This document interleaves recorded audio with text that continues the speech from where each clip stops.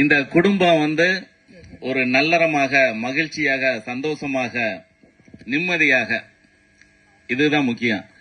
இது கிடைக்கிறதுக்கு என்னென்ன வேணும்? குடும்பத்துக்கு என்ன வேணும்? பணமா, பாசமா? பணம் வச்சு இதெல்லாம் வந்து கிடைச்சிருமா? ஒரு குடும்பம் சந்தோஷமா இருமா, ஒரு மகிழ்ச்சியா இருந்துருமா அப்படிங்கறது பணத்தை வச்சு சந்தோஷமா இருந்துக்குருவோம் அப்படிங்கிற தலைப்புல ராஜா பேச வந்திருக்காப்ல.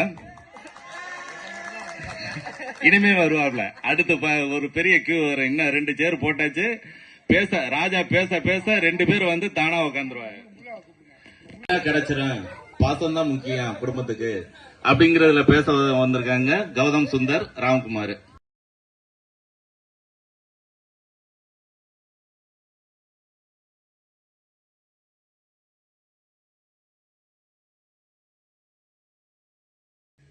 இப்போ இன்னைக்கு வந்து பாசத்தை பத்தி பேசுறேன். ஓகேங்களா? பாசம், அடி என்னைக்குமே பாசத்துல மட்டும்தான் அடி உத கிடைக்கும்.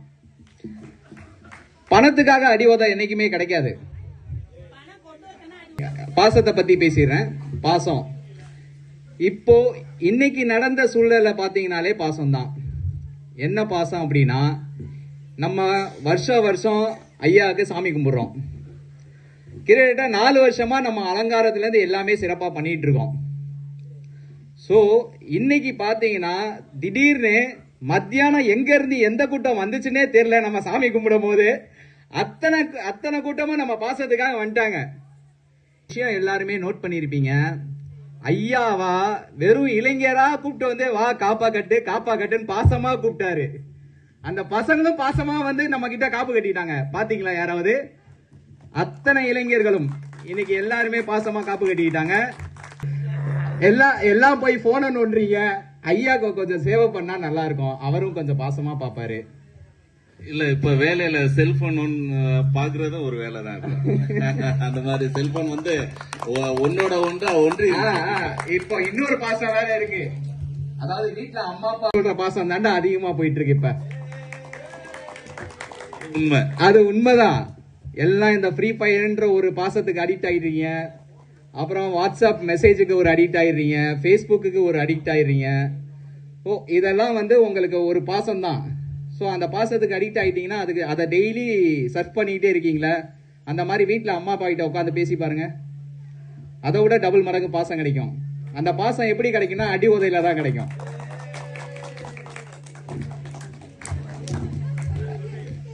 ஆக்சுவலா இதெல்லாம் வந்து நாங்க அனுபவிச்சதுனால சொல்றோம். 90s கிட்ஸ்க்கு தெரியும். அடி உதைக்கு கைதட்டு. இல்ல இதெல்லாம் வந்து 90s கிட்ஸ்க்கு தெரியும். ஓகேங்களா? அதான் 2K கிட்ஸ் அப்படிதான் இருப்பீங்க. அப்புறம் ஏதோ இப்போ என்னமோ சொல்லிட்டு இருக்காங்களே ஜியா ஏதோ ஜென்சி அப்படின்னா என்னன்னு எங்களுக்கே தெரியலடா. நீங்களா ஒண்ணு பேர் வச்சுக்கிறீங்க. அத சொல்றதுக்காவது இந்த சேர்ல வந்து உட்காந்து சொல்லிட்டு வாங்கப்பா. ஜென்சி அது கூட இப்போ ரீசெண்டா கமல்ஹாசன் சொல்லிதான் எனக்கு கேள்விப்பட்டேன். ஆமா, ஓகே, சரி, நான் டைரக்டா சப்ஜெக்டுக்கு வந்துடுறேன். பாசம் எங்க இருந்து கிடைக்கும்? நம்ம குடும்பத்துக்கிட்ட இருந்து கிடைக்கும். முதல் விஷயம் நம்ம குடும்பத்துக்கிட்ட இருந்தா. ஃபர்ஸ்ட் பாசம் வந்து அம்மாவின் வயிற்றில். 2வது பாசம் தந்தையின் அரவணைப்பு. 3வது பாசம் உடன் பிறந்தவரின் தோழமை. 4வது பாசம் கூட இணைந்தவளின் தோழமை. 5வது பாசம் நான் பெற்ற தோழமையின் பாசம். நான் அவனுக்கு என்ன பாசம் கொடுக்குறேன் அதை வச்சு என்னைய ஃபாலோ பண்ணுவாங்க. ஸோ அதுதான் பாசம். நீங்க அவங்கிட்ட போயிட்டு நீ இப்படி பண்ணக்கூடாது, அப்பா சொல்றது இப்படிதான் பண்ணணும் அப்படின்னு காட்டாதீங்க. நீ அப்படியும் பண்ணி பாடுறா, அப்போ உனக்கு தெரியும் அப்படின்னு நீங்க சொல்லி பாருங்க. ஆட்டோமேட்டிக்கா நம்ம பேச்ச அவனே கேட்க ஆரம்பிச்சிருவான். ஓ, அப்பா சொன்னா கரெக்டா தான் இருக்கும். அப்போ அந்த இடத்துல பாசம் என்ன ஆகுது? நம்ம மேல மாறிடுது. நீங்க அவங்க கிட்ட கத்தி சத்தமா பேசி ஏய் இப்படிதான் பண்ணணும் அப்படின்னு மிரட்டினீங்கன்னா அது பாசம் ஆகாது, வெறுப்பு தான் ஆகும். சோ அந்த வெறுப்பை மாத்துறதுக்கு சில பேர் என்ன பண்ணுவாங்க? பணத்தை கொடுத்து ஏமாத்துவாங்க. டேய் அப்பா இதை வாங்கி தரேன்டா, டேய் அப்பா அதை வாங்கி தரேன்டா. அந்த பாசத்தை ஏமாத்துறதுக்காக பணத்தை ஏமாத்துவாங்க. சோ அந்த ஏமாத்துற பாசம், பணம் காட்டி ஏமாத்துற பாசம் வேணாம். உண்மையா வர பாசம் தான் நமக்கு என்னைக்குமே நிலைக்கும், கடைசி வரைக்கும் நிலைக்கும். அதுதான் பாசம். சரிங்களா? பணத்தை வச்சு நீங்க எதுவும் வாங்க போறது கிடையாது. பாசத்தை வச்சுதான் நீங்க உறவுகளை வாங்க முடியும். அது எங்கேயா இருந்தாலும் சரி, நீங்க ஒர்க் பண்ற ஃபீல்ட்லனாலும் சரி, ஒரு ஃப்ரெண்ட்ஷிப் பிடிக்கணும்னா நீங்க காசை கொடுத்து ஃப்ரெண்ட்ஷிப் வாங்க முடியாது. அவன்கிட்ட நீங்க எந்த மாதிரி அவன்கிட்ட பேசுறீங்க, எந்த மாதிரி பழகுறீங்க அப்படின்றத வச்சுதான் அவன் உங்ககிட்ட பாசமா பழகுவான். ஸோ அதுவும் ஒரு பாசம். நீங்க பணத்தை வச்சு அவன்கிட்ட பேசி பழகுனீங்கன்னா, ஐயா அவன் பணத்தை வச்சு பேசுறான்டா, அவன்கிட்ட போய் நம்ம எதுக்கு பேசி பழகணும் அப்படின்னு சொல்லி அது பாசமா மாறாது. அது ஜஸ்ட் ஒரு என்ன சொல்றது, உங்க மேல இருக்கிற ஒரு ஜஸ்ட் ஐ வாஸ் ஃப்ரெண்ட்ஷிப் தான், அப்படிதான் இருக்கும். ஸோ அந்த ஃப்ரெண்ட்ஷிப் வேணாம். நமக்கு ரியல் ஃப்ரெண்ட்ஷிப், அதாவது ரியலான பாசம் வேணும்னா உங்களோட உண்மையான முகத்தை காட்டுங்க. உங்களோட உண்மையான முகம் தான் நாளைக்கு உங்களை கடைசி வரைக்கும் அந்த உண்மையான முகம் தான் கொண்டு போகும். அதுதான் பாசம். நன்றி.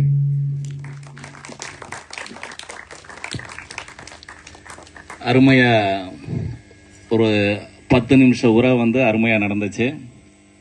பாசம், குடும்பத்துல பாசம்னா எப்படி இருக்கும் அப்படிங்கிறது. இப்ப நம்ம வெளியில பேசுறோம், இந்த ஒரு நாள் 2 நாள்ல பேசுறோம், இந்த பாசம் இந்த 2 நாள்ல இருக்கு. அதுக்கப்புறம் நம்ம கான்டாக்ட் பண்ணாதான் பேசுவோம், பழகுவோம். ஆனா பாசம் ஆரம்பத்துல இருந்து எங்க இருந்து கிடைக்குது? தாயின் வயிற்றில் இருந்து, தாயிட்ட இருந்து ஃபர்ஸ்ட் கிடைக்குது, அப்புறம் தந்தைகிட்ட கிடைக்குது, அப்புறம் உடன் பிறந்தவங்கள்ட்ட, அடுத்து மனைவியிடம் இருந்து, அடுத்து மனைவி இருவரும் சேர்ந்து பெற்ற பிள்ளையிடம் இருந்து கிடைக்குது. இதெல்லாம் முழுசா கிடைக்கிறதுக்கு நம்மளும் பாசமா பேசணும், அன்பா இருக்கணும், குடும்பத்துல மகிழ்ச்சியா இருக்கணும்.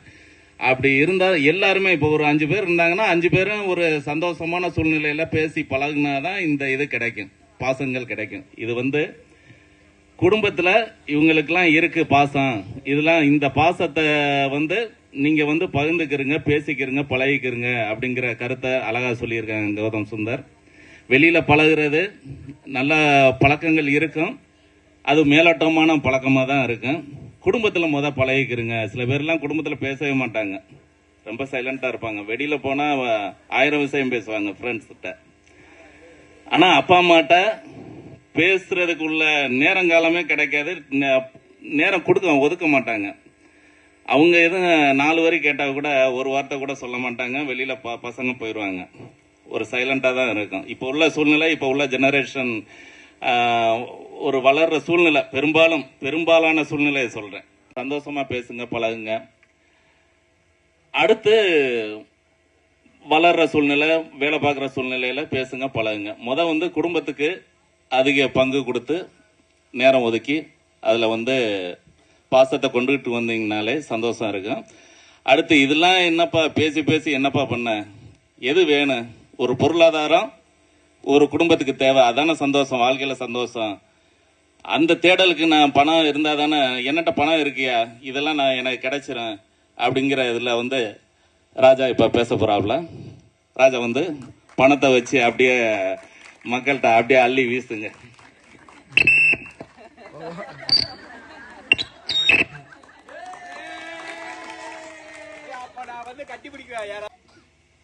அனைவருக்கும் வணக்கம். ஓம் நமசிவாய. கேக்குதுல மைக்?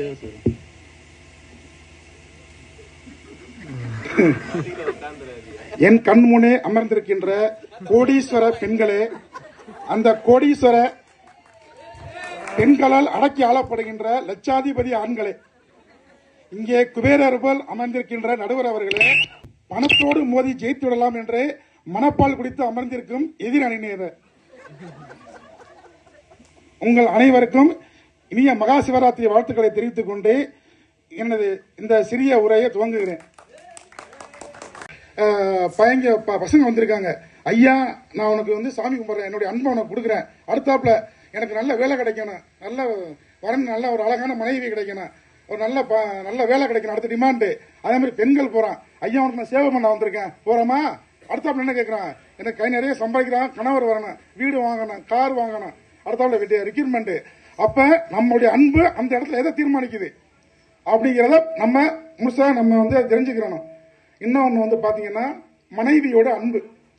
ஒரு மாசம் வீட்டுக்கு போகாம வீட்டுல படுத்து வந்துட்டு, அன்பே அமுதே, ஒரு காபி போட்டு கொடுக்குறியான்னு கேட்டா போய் பால் பாயிட்டு வாங்கிட்டு வாயா வெண்ணன்னு சொல்லுவா. வீட்டுல படுத்துக்கிட்டு அன்பே அமுதே காபி வேணுமா? அதாவது வெண்ணெய் வேணுமா பால் வேணுமா? மனைவியோட அன்பு.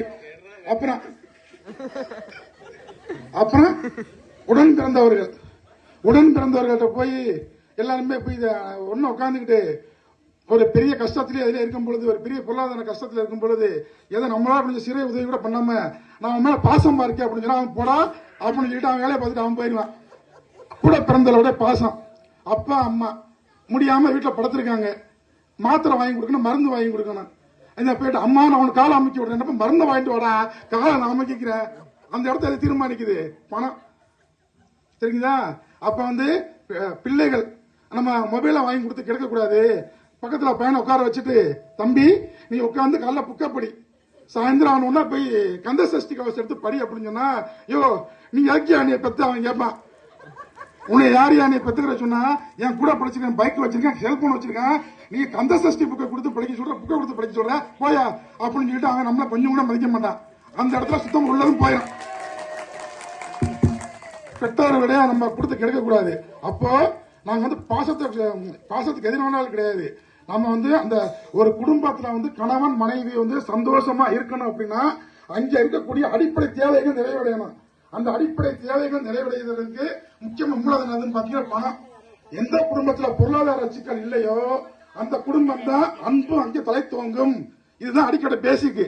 வேற அன்பை மட்டும் வச்சுக்கிட்டு நான் அன்பா இருக்கேன்னா அது ஒன்னும் வேலைக்கு ஆகாது. அடிப்படை தேவைகள் எந்த இடத்துல பூர்த்தி ஆகுதோ அந்த குடும்பத்துல மட்டும்தான் அன்பு இருக்கும், சுற்று வட்டாரத்துல மதிப்பு இருக்கும். அப்போ நம்ம வீட்டுல இருக்கக்கூடிய அன்பா இருந்தாலும் அப்புறம் நண்பர்கள் வட்டாரம் 4 பேர் சேர்ந்து போறாங்க, ஒன்னா கூட போய்கிட்டு பாக்கெட்ல பணமே இல்லாம உட்காந்து நண்பன் மதிப்பானா? நான் உங்களை அன்பா இருக்கேன் கூட வந்திருக்கானா போடான்ட்டு அவன் போயிடுவான். அதான் 4 பேரோட சேர்ந்து நண்பரோட வெளியில போனாலும் அந்த இடத்துல பணம் நமக்கு வேணும். அப்படிங்கிறப்ப பணம் நம்மளுடைய சுற்று வட்டார தேவைகள்ல இருந்து, குடும்ப தேவைகள்ல இருந்து, நம்மளுடைய சொசைட்டியோடைய நன்மதிப்புல இருந்து எல்லாத்தையுமே தீர்வு வைக்கக்கூடிய இடமாகவும், பாசத்தை அடிப்படையா உருவாக்கி கொடுக்கக்கூடிய இடமாகவும் பணம் இருக்குது. அதனால நம்ம ஒரு நல்ல ஆரோக்கியமான குடும்பமா இருந்தாலும் சரி, ஒரு நல்ல ஒரு சுற்று நண்பர்கள் வட்டாரமா இருந்தாலும் சரி, பணத்தை நம்ம அங்கே நம்ம அதுக்கப்புறம் பாசம் தன்னால தேடி வந்துடும். பணம் இருக்கிற இடத்துல பாசம் தேடி வந்துடும். ஒரு கிராண்டான கல்யாணம் அப்படி நடந்தாலும் இந்த காலத்துல மதிக்கிறாங்க. அப்புறம் அந்த இடத்துல பொருளாதாரத்தை, நம்மளுடைய நன்மதிப்பை, அவங்களுடைய மதிப்பை நம்ம நினைவு வச்சுக்கிறதா இருந்தா அதையும் அந்த பணம் தான் தீர்மானிக்குது. அப்படின்ற பட்சத்துல பாசம் தேவையில்லைன்னு நாங்க பேச வரல, பாசம் தேவை. பட் அந்த பாசத்தை நமக்கு உருவாக்கி கொடுக்கிற, நமக்கு சுற்று வட்டாரத்தை ஏற்படுத்தி கொடுக்கக்கூடிய அடிப்படை ஆதாரமாக விளங்குவது பணமே பணமே பணமே என்று என்னுடைய உதவி நெரிசலில் நன்றி, வணக்கம். என்னப்பா பாசத்தை வச்சு எப்படிப்பா குடும்பத்தை ரன் பண்றது? பணம் இருந்தா தானே முடியும்னு சொல்லிட்டு இப்ப ராஜா ஒரு அருமையான கருத்தை சொல்லிட்டு போறாங்க. பாசத்தை மட்டுமே காமிச்சா அதுக்குள்ள குடும்ப செலவுக்கு இதெல்லாம் பால் கூட வாங்க முடியாத சூழ்நிலை சொல்ற நல்லா ராஜா நல்லா கருத்துள்ள இத சொன்னாப்ல. எந்த குடும்ப தேவைக்கும் பணம் தான் தேவை. இந்த பண தேடல் இல்லாம அன்பு பாசம் இது உருவாகாது. பணம் தேடலோட இருந்த குடும்பம் தான் பாசமும் கிடைக்கும் அப்படிங்கிற மாதிரி இப்ப ராஜா சொல்லியிருக்காங்க. அடுத்து இந்த ராஜா சொன்னதுக்கு இல்ல அப்படிலாம் இல்ல, பாசம் தான் இன்னும் ஒரு கிரேட் அப்படின்னு சொல்லி ராம்குமார் இப்ப பேச வருவாங்க. எல்லாம் திட்டுவாங்க, அதனால கை தட்ட மாட்டாங்க.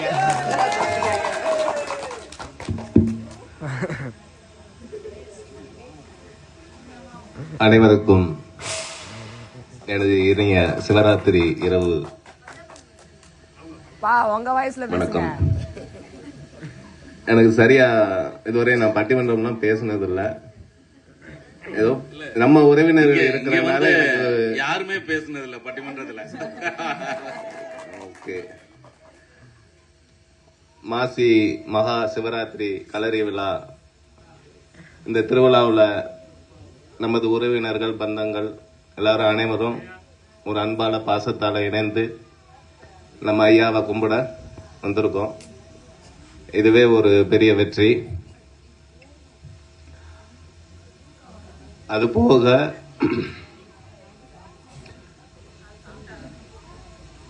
பணமா பாசமா?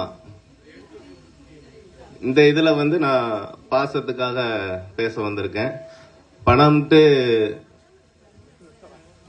நம்ம ராஜா தான் பேச வந்தாங்க. அவங்க அந்த பணத்துல நிறைய அடி வாங்கியிருக்காங்க போல, அதனால அந்த லைன்லயே பேசியிருக்காப்ல.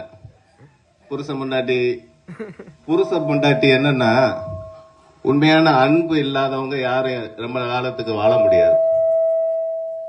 ஃபாரின்ல எல்லாம் அப்படிதான் இருக்காங்க, பிடிக்கலன்னா போயிட்டே இருப்பாங்க. உண்மையான அன்பு இருக்கிறவங்க கடைசி வரையும் ஒன்னாதான் இருப்பாங்க. பணத்துக்காக யாரும் இது பண்ண மாட்டோம். காசுக்காக லவ் பண்றவன் அது உண்மையான காதலே கிடையாது. உண்மையான அன்பு காதல் அதுதான் நிரந்தரம், நிச்சயம். ஒரு குழந்தை அழுகுது, அவங்க அப்பா குழந்தைய அழுக ட்ரை பண்றாரு, அழுகைய நிப்பாட்டு ட்ரை பண்றாரு. காசு அவர்கிட்ட நிறைய இருக்கு, காசை வச்சு அந்த குழந்தைய அழுகைய நிப்பாட்ட ட்ரை பண்றாரு. 2000 ரூபாய் காட்டுறாரு, இப்படி ஆட்டுறாரு, குழந்தை அழுகைய நிப்பாட்டாரு. ஏன் பணத்தை பார்த்துட்டு அழுகைய நிப்பாட்ட வேண்டியதானே? முடியாது. ஏன்னா அந்த குழந்தை அந்த தாய் வந்து தட்டி கொடுத்தவனதான் அழுகைய நிப்பாட்டுது. அந்த தாய் கருவறையில அதோட இதய துடிப்ப கேட்டு கேட்டு பிறந்து வளர்ந்த குழந்தை அது. அந்த மாதிரி குழந்தை அந்த தாயோட அரவணைப்புல தட்டி கொடுத்தவன அது ஒரு பாசம் தானே. குழந்தைக்கு பணத்தை பத்தி எதுவும் தெரியுமா? தெரியாது. அப்ப குழந்தைக்கு என்ன தெரியுமோ? குழந்தைக்கு தான் கடவுளை பத்தி தெரியும். உண்மையான பாசம் கடவுள் தான் பாசம். பாரதி காக்கை குருவி எங்கள் ஜாதி அப்படின்னு சொல்லி அந்த காக்கை வேற உயிரினங்களுக்கும் அவர் வந்து அந்த பாசத்தை அன்பை காட்டினவர். பாரதியார் வாழ்ந்த காலத்துல பணக்காரங்க எல்லாம் வாழ்ந்திருக்காங்க. அவங்க யாரையாவது சொல்லுங்க. இன்னும் அன்பு பாசம் காட்டுற அந்த பாரதிய மனசுல வச்சிருக்கிறவங்க இன்னும் நிறைய பேர் இருக்காங்க. அந்த பாரதியார் வாழ்ந்த காலத்துல அந்த பணக்காரங்களை யாராவது ஒரு ஆளு சொல்லிருங்க பாப்போம். முடியாது. ஏன்னா அந்த அன்பு பாசம் அவர் அந்த அன்பு காட்டின அந்த பாரதியாரை தான் இன்னும் நம்ம நினைவுல வச்சிருக்கோம். அதனால பாரதியார் இறக்கலாம். இல்ல, அப்ப பாரதியார் காலத்துல வந்து எதுவுமே விலை போகல, விலை இல்லாத மக்கள் தொகை வந்து கம்மியான நேரம். இப்ப வந்து எந்த ஒரு சின்ன விஷயம்னாலும் அதுக்கு பணம் முக்கியமா இருக்கு. அந்த காலத்தை ஒப்பிடையில பணம் தேவைப்படாதுதான். இந்த காலத்துல என்ன தேவைப்படுது? குடும்பத்துக்கு இப்ப சந்தோஷம் என்ன இருக்கு? இன்னொன்னு நான் சொல்றேன். ஒரு பெரிய பணக்காரர் வீட்டுல ஒரு கார் இருக்கு, சூப்பரான எக்ஸ்பென்சிவான கார். அந்த காரை ஒரு பையன் இருக்கான், அவங்க பையனோட அந்த காரை வந்து என்ன பண்றான்னா, நல்ல விலை பல கோடி உள்ள காரு. அதை வாங்கினவரு அவங்க அப்பா. அந்த பையன் வந்து அந்த காரை வந்து ஒரு கல்லால கிறுக்கிட்டு இருக்கான். அதை பார்த்து அவரை கடுப்பாயிட்டாரு. அத்தடி நம்ம காரை இப்படி பண்ணிட்டானே அப்படின்ட்டு ஒரு ரெடி ஸ்பானர் இருக்கும், அந்த ஸ்பானர் மாதிரி அந்த எழுதின கையை வந்து உடைச்சிடுறான் அடிச்சு.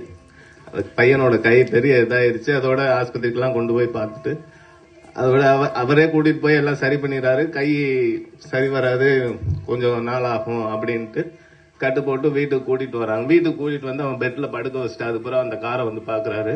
அந்த கார்ல அந்த பையன் எழுதியிருக்கா, ஐ லவ் மை டாட். எப்படி இருக்கும்? அவன் வந்து பாக்குறான்.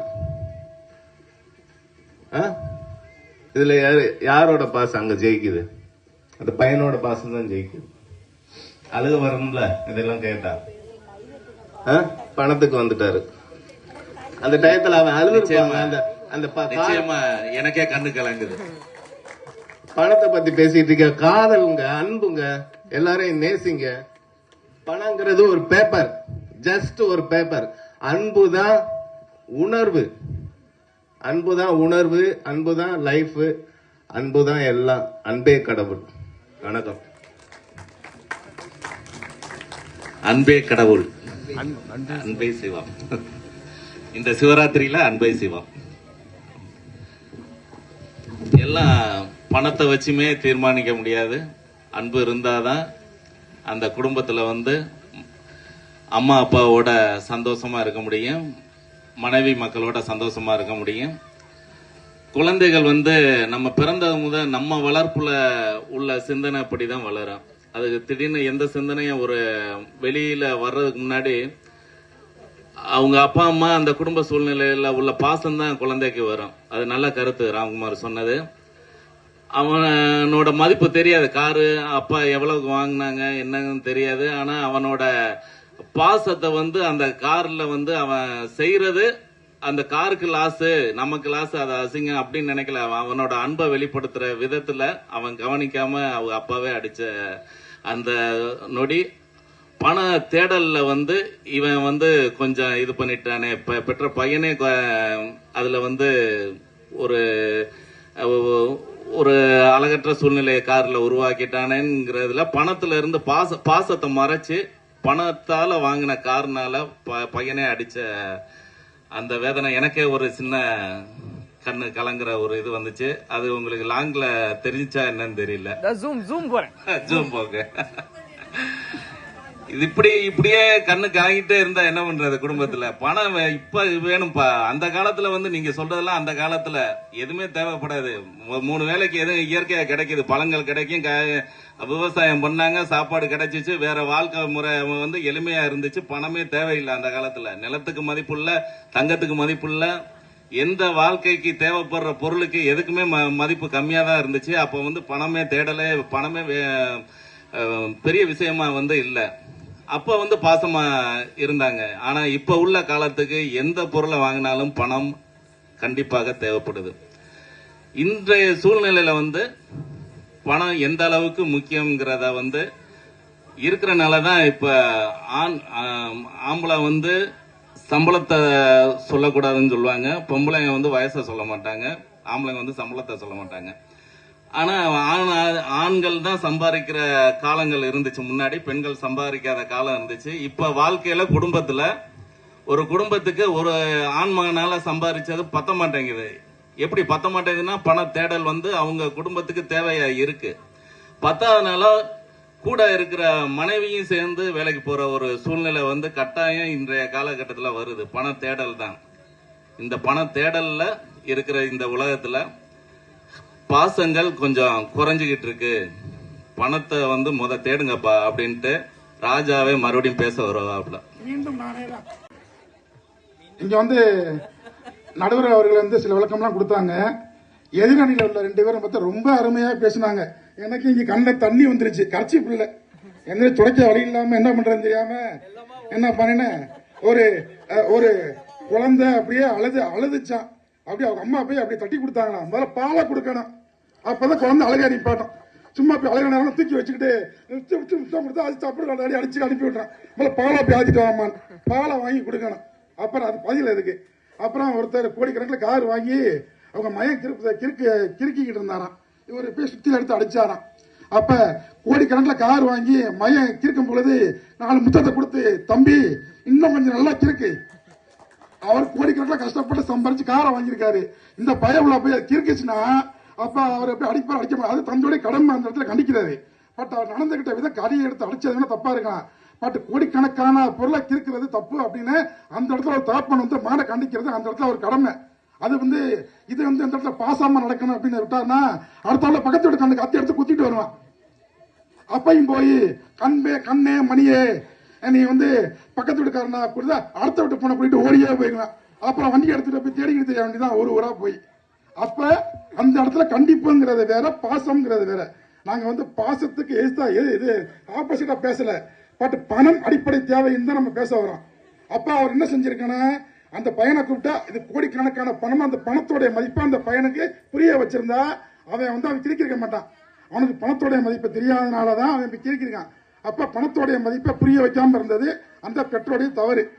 அதுக்கு அடுத்தாப்புல பாரதியார் கவிதை இப்ப உள்ள பிள்ளைகளை அப்புறம் கூப்பிட்டு நல்லா உட்கார வச்சு பாரதியார் கவிதையா கொடுத்து படிக்க வச்சு காக்கா குருவிக்கு பூரா சோளப்பொரி அரிசி வாங்கி கொடுத்து போட விட்டுட்டு கம்பெனிக்கு இன்டர்வியூக்கு போடான்னு சொன்னா அவன் என்ன அங்க இருக்கிற வாசல இருக்கிற மரத்துக்குள்ள இருக்கிற குருவிகளை பூரா கூப்பிட்டு சோளப்பொரி அரிசி வாங்கி போட்டு வெளியில வந்துடுவான். கம்பெனில செலக்ட் ஆக முடியாது. அப்போ நம்ம இப்ப இருக்கக்கூடிய பிள்ளைகளை வந்து நல்லபடியா கொண்டு போனோம்னா பணத்தை கொட்டி பெரிய காலேஜ்ல சேர்த்தாதான் அவன் லைஃபை வந்து அவன் நிர்ணயிக்க முடியும். அங்க பணம் தேவைப்படுது. பட் பாரதியார் கவிதைங்கிறது அவர் எந்த நன்னறியில வாழ்ந்தாரு, விடுதலை போராட்டத்துக்காக ஈடுபட்டாருங்கிற அந்த பேசிக் கருத்தை சொல்லிக் கொடுக்க வேணா உதவும். பட் வாழ்க்கைக்கு பணம் தான் உதவும் அப்படிங்கிறத மீண்டும் ஒரு முறை தெரியப்படுத்திக் கொண்டு மீண்டும் இந்த வாய்ப்புக்கு விடையகுறி நன்றி, வணக்கம்.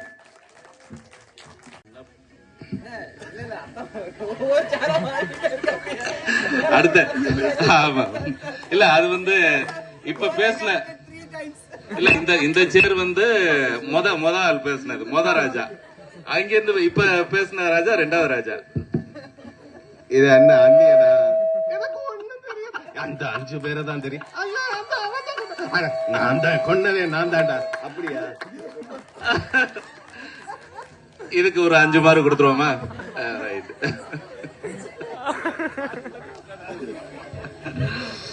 என்னப்பா பாசங்கிறிய, சம்பாதிக்க போங்கப்பா அப்படின்னு இப்ப சொல்லியிருக்காப்ல. பாசத்தையே பேசிக்கிட்டு இருக்காங்களே, நீங்களும் சம்பாதிக்க எப்ப போவீங்கன்னு நீங்க மனசுக்குள்ள கேட்டுக்கிட்டு இருப்பீங்கன்னு நினைக்கிறேன். நல்ல வேலை சம்பளமா வந்து போய் நல்லா சம்பாதிச்சு குடும்பத்துக்கு பணத்தை தேடி தாங்கப்பான்னு உங்க வீட்டுல நினைப்பான்னு நினைக்கிறேன். பாசத்துக்கு வந்து பேசுறாப்ல அப்படின்னு தூக்கிட்டாப்ல. இப்ப குடும்பத்துக்கு தேவை ஒரு நல்ல குடும்பம். நல்ல குடும்பம்னா என்ன?